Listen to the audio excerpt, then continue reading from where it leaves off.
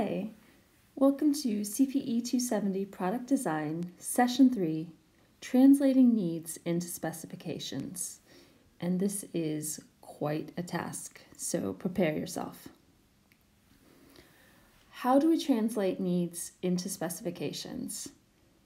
This slide is intentionally left blank because there is no one right way to do it.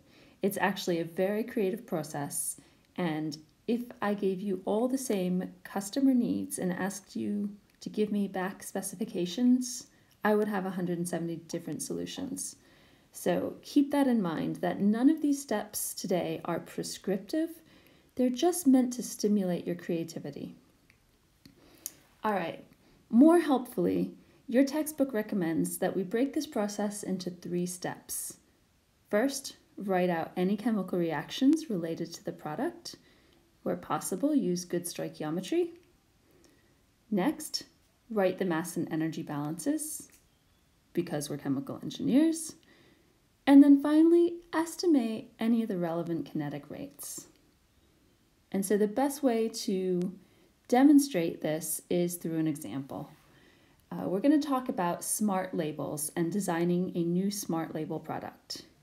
So to begin with, smart labels are any kind of packaging that responds to the quality of the product inside. For example, this Coors label, when the beer is refrigerated and chilled, the label changes color so that you can see the blue Rockies on it. I do not recommend that you drink Coors or any lager for that matter. What we're going to do is to take a list of customer needs that were actually collected from a survey, and this survey is reported in your textbook.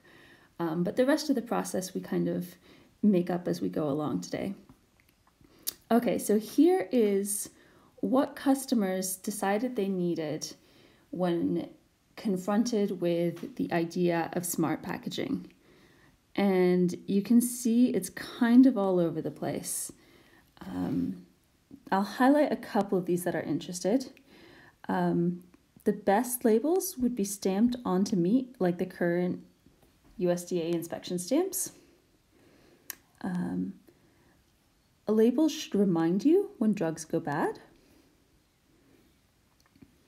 Could the label also release good smells? That's kind of interactive and interesting.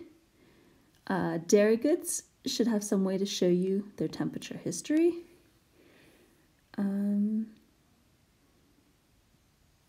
And yeah, you should tell if things are spoiled by smelling them. And that's kind of a common knowledge approach. We see that one of the respondents even started talking about condoms. So it's clear that it's a difficult process to get reliable consumer needs and to organize them. To begin to structure what is underpinning all of these ideas, I thought in terms of physical properties. And so a lot of these ideas are about temperature, and a lot of these ideas are about spoilage. And if you want to peruse this list for a long, good while, it's in your course notes, so you can see it there. All right, so if we take these consumer needs and break them down into categories that are going to help us specify engineering quantities really.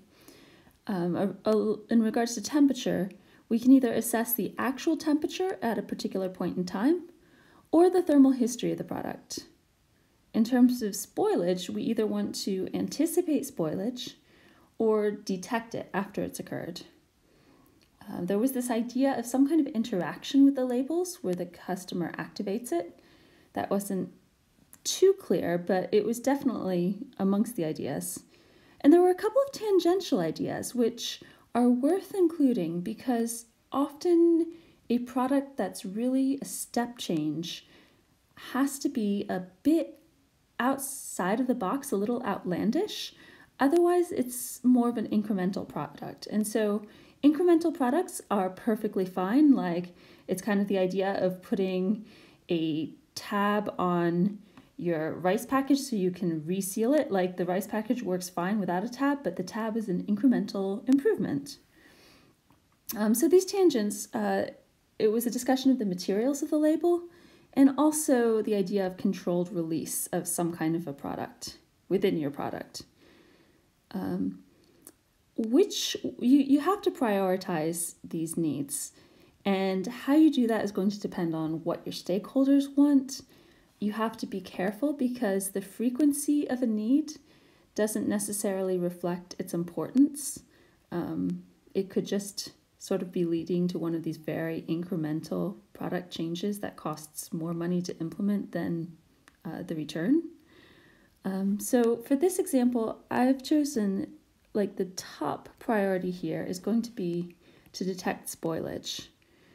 And I'm going to kind of use this red, amber, green prioritization system. But a secondary aim would be to anticipate the spoilage. That would be desirable, but it's not essential. And the same with temperature, because temperature is related to spoilage. These are desirable qualities to have in the packaging, but not essential. And then finally, these other qualities are useful, but they're not going to be my main priority. So in this way, I've chosen a priority, and that's how I'm going to focus my product design. So the first thing I want to do is write out chemical reactions related to spoilage. And off the top of my head, the first thing I think of is lactobacillic fermentation. And if that's not the first thing you think of because you don't really think about the spoilage reactions, that's fine. That's what research is for. So you can very easily look into the topics that you don't know much about, and certainly we expect that. Okay, so lacto fermentation. I had to look up the reactions because it's not something I'm completely familiar with. But basically, you've got a sugar, and it's decomposing into lactic acid.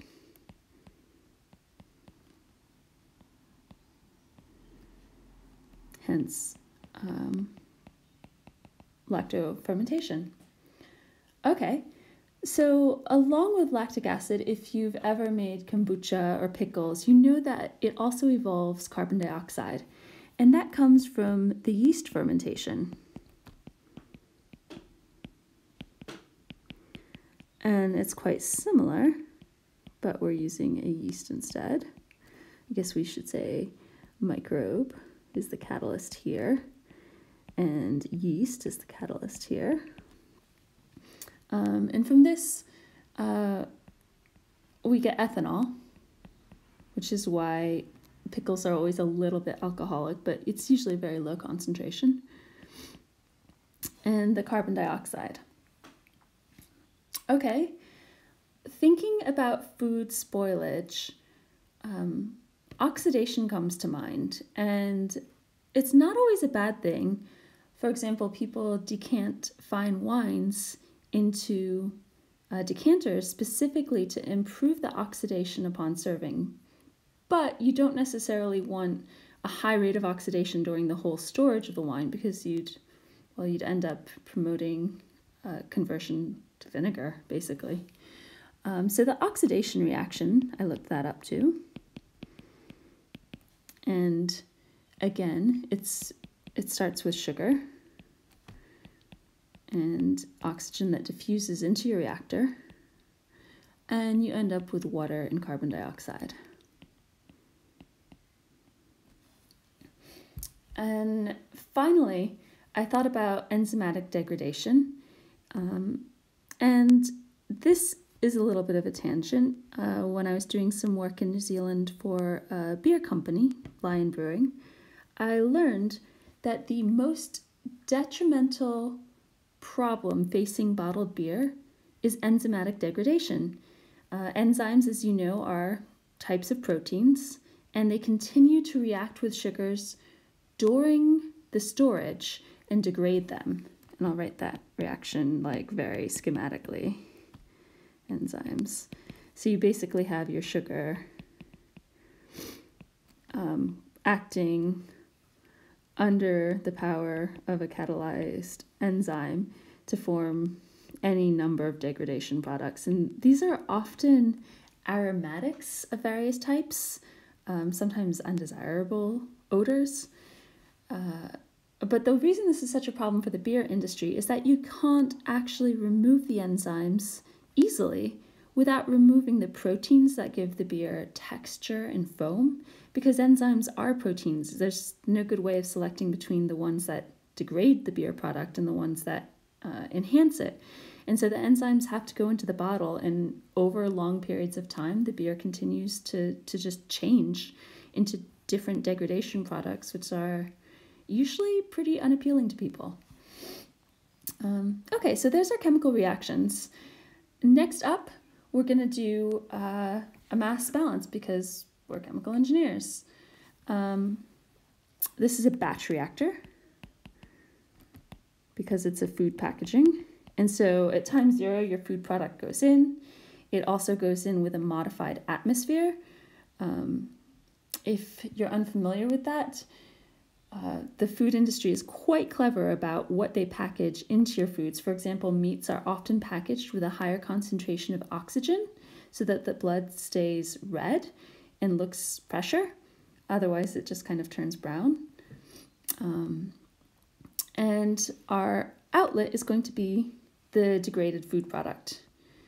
And so thinking about the reactions we wrote down, we know that the degradation process produces various gases and various small molecule like alcohol, lactic acid. So we'll include those as outlet products. So the mass balance is looking pretty reasonable, but if you think about it a little bit more, during the lifetime of the food package, gases are definitely going to be permeating through the package.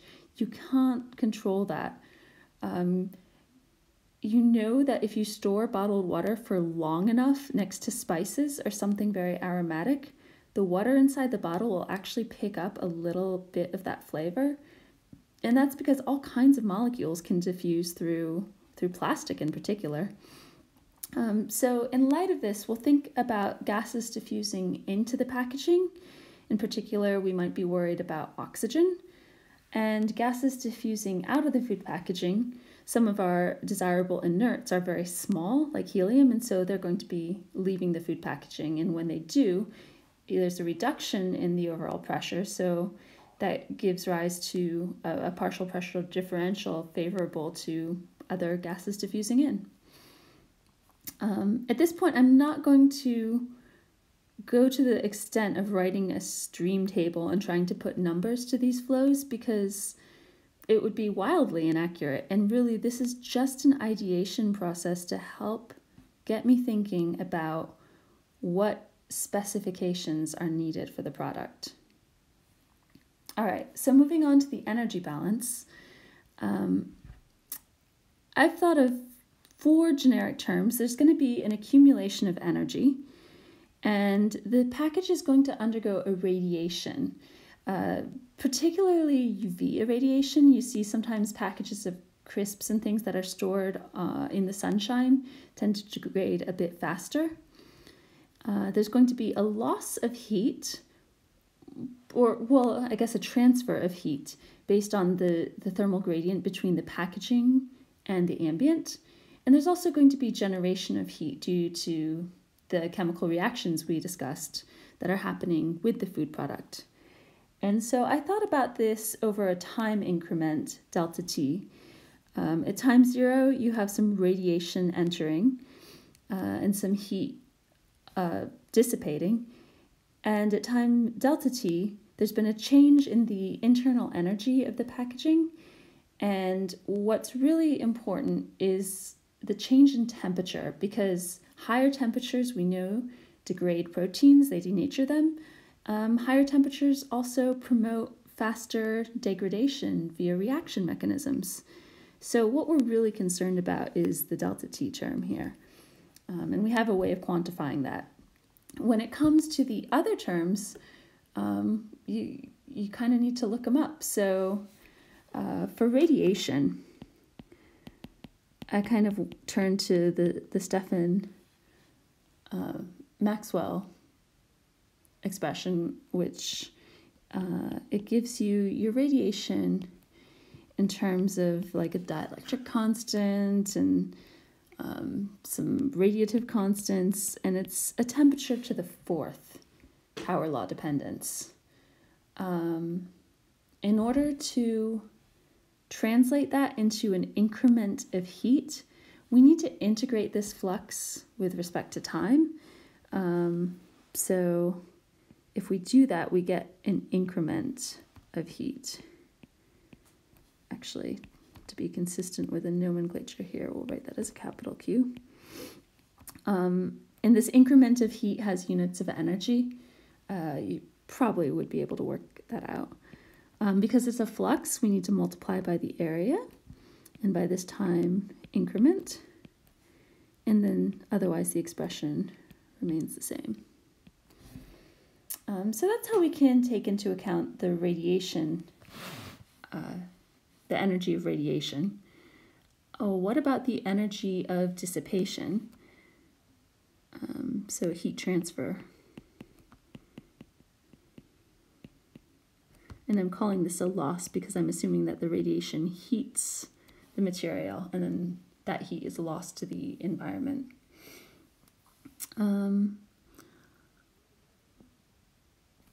We know, actually, instead of writing a flux, we'll just write this as an increment of energy again.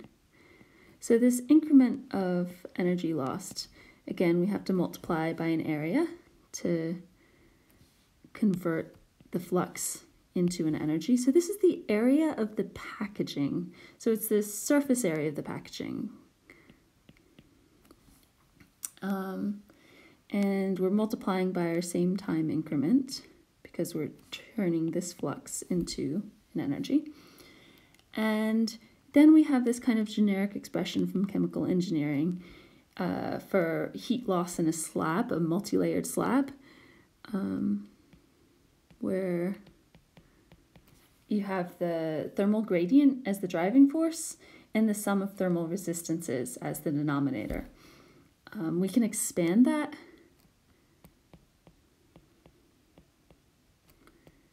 if we make a couple of assumptions here. For example, we'll assume that the food is a solid and it's completely in perfect contact with the packaging, so that the only thermal resistance is basically due to the materials. There's no interfacial resistance.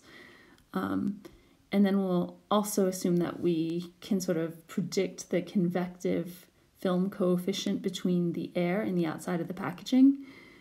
So the conduction through the package is going to be the thickness of the package over the thermal conductivity of the packaging. And then the convection outside of the package, so this is the heat that's transferred from inside the package out to the surface. That's going to be 1 over the film coefficient of air at the package surface. Okay, and finally our generation heat. And this is going to be due to the chemical reactions that we discussed that are happening inside the package. So again, we're going to multiply by a time increment to get this in units of energy. We could have calculated it in units of heat flow, but because it's a batch reactor, it seemed a little more authentic to calculate in terms of energy. And we know this is going to be related to the enthalpy of reaction. And we know that there's multiple reactions, so we're going to give the reactions an index and then sum over the different reactions.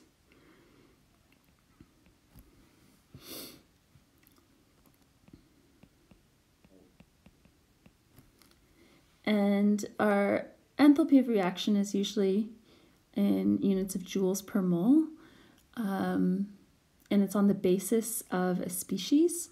So we want to divide by the stoichiometric coefficient of that reference species. And to get a rate, we need to multiply by the rate of reaction. And that's with respect to our reference species I. And then finally, we need to convert this to units of mass. So this is going to be our units of mass conversion. And then we multiply by the total mass of the packaged material. And it's useful doing this kind of a dimensional analysis to get the right terms, because you realize that the density of the material is going to have an effect on the rate of degradation. Like it's a consideration. And you can start to think, like, if you have a greater mass, the reaction is going to be hotter in the center if it's exothermic, and so the kinetics are going to speed up. So you might actually minimize the dimensions of your sample based on the maximum rate of reaction at the center of that sample, or the packaged sample is what I mean. So this is the heat balance. We've also got a mechanical energy balance to consider. Generally, squeezing a package doesn't increase the heat that much because that kinetic energy doesn't translate to like a significant change in degrees. So I chose to focus on the point at which you're actually opening up the package, because you've probably had the experience of opening like crisps or something and having this really strong odor of just cardboard, sort of just degraded food product. And that's definitely undesirable. So the mechanical energy balance I'm going to write is in terms of the Helmholtz ensemble. That's what A is. And the reason I've chosen to use the Helmholtz free energy is because if it works well for a system that has a constant temperature and a constant volume. And when you're opening the package, you can pretty much assume that the temperature is constant, so that term goes away. And the volume is constant, so that term goes away. So really, it's just the change in moles of gas that are exchanging when you open that package that affects the free energy here. And in this case, we'll say that the Helmholtz energy is directly related to the kinetic energy of the gases that are leaving. And so we know that the expression for kinetic energy is 1/2 rho v squared. If you forget that, you can look it up in a physics textbook. And that velocity is the velocity of the gas that's coming out of the package and smelling bad, possibly, and the density of the gas. We can't really do much to control the density unless you tell your consumer to open up the package under cryogenic conditions. Another way we could consider decreasing that velocity of stinky air is maybe we could relax this constraint on volume, and maybe we could actually allow the volume to expand when the package is opening, so that some of that mechanical energy is dissipated in volumetric expansion, and the gas just kind of doesn't have a thermodynamic driving force to flow out at high rate. You've probably had this experience of pulling on a package and it stretches before it opens. It's not necessarily designed to do that. It's probably just a byproduct of the effect that it's a plastic, and plastics are viscoelastic. But that can actually be used to expand the volume and dissipate energy. So that's an idea there. Finally, we move on to the kinetic phenomena. And we've already discussed microbial and yeast-based reactions and enzymatic reactions. So the Monod equation is what you generally use for microbes, bacteria, whatnot. And it relies on like this max reaction velocity, the concentration of your sugars, the concentration of biomass,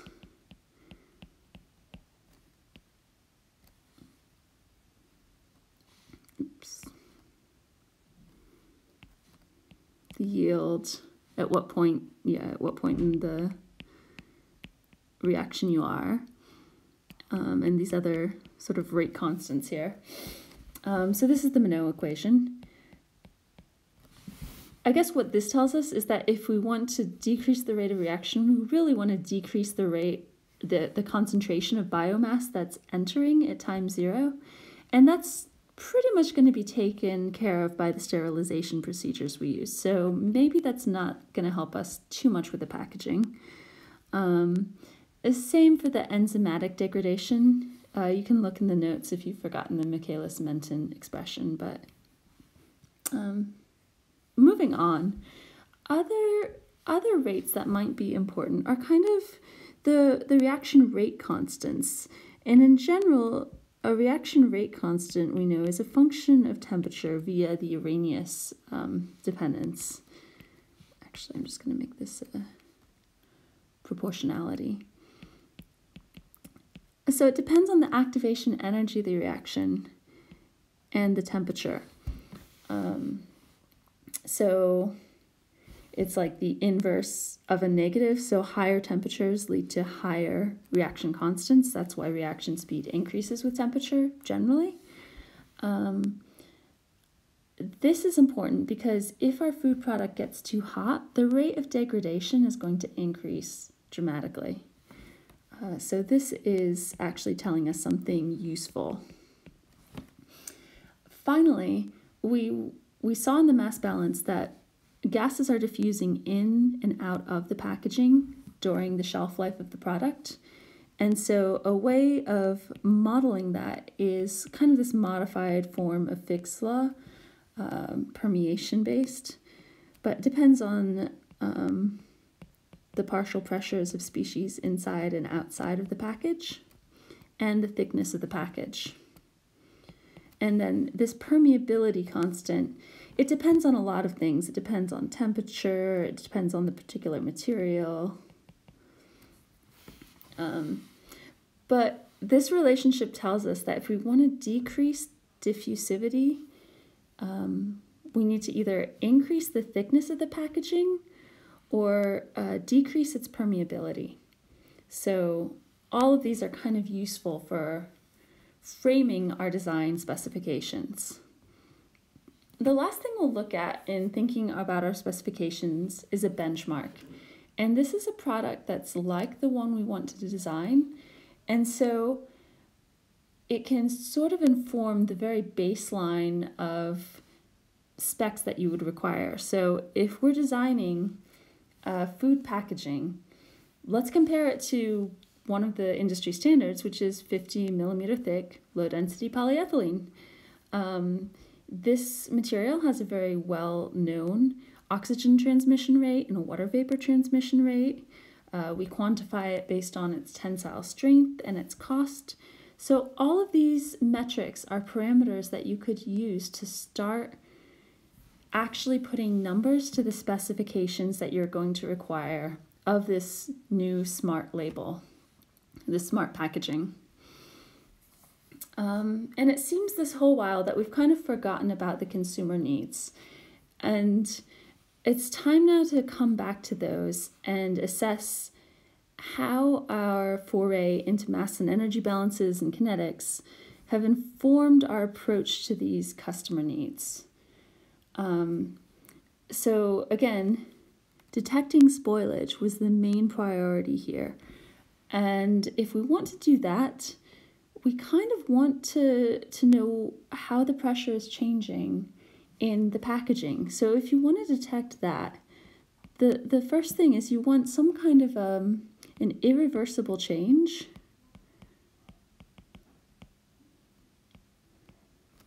above a certain pressure.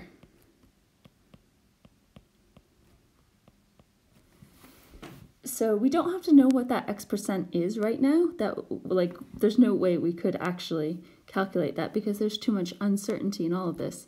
But we know that pressure change within the packaging is going to be a key metric for defining the product. And next, we're coming back to the consideration of spoilage through temperature.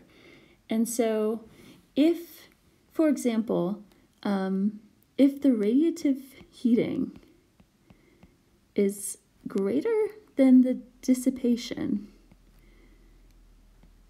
for some amount of time, for a duration y seconds, we want the package to change irreversibly so that the consumer knows it's been overheated.